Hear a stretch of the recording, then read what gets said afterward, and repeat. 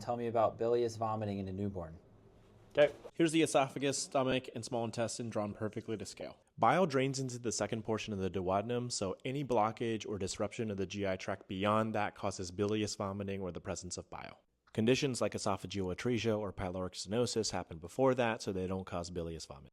Atresia is when a tube doesn't form, so in duodenal, jejunal, or ileoatresia, the respective portion of the intestine doesn't form, causes a blind ending, and then bilious vomiting. How does that affect when you would see vomiting? Well, vomiting is pretty early on the first day of life in the first couple hours, because a baby's taking their first feed, it makes its way through the intestines, hits the dead end, and then has nowhere to go but up. You can also see bilious vomiting when there's a blockage in the tube itself, like the thick stool and cystic fibrosis that causes meconium ileus.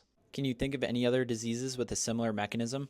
Well, I think about stool causing obstruction in Hirschsprung disease where it can't move effectively, or in an imperforate anus where it can't exit the GI tract. I think about malrotation too, where the intestines have to leave the body in utero to lengthen, but then don't twist properly when they re-enter the abdomen, and it leaves things in the wrong place, with the small intestine on the right side and the colon on the left side. How does this cause bilious vomiting, though?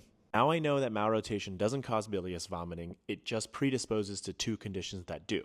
The most emergent is midgut volvulus, with twisting of the small intestine that's in the wrong place, causing obstruction and local ischemia and bowel death. It can present early, but likely not as early as duodenal atresia. You can also see Ladd's bands or normal connective tissue now in the wrong place, and then press on the small bowel from the outside, causing small bowel obstruction.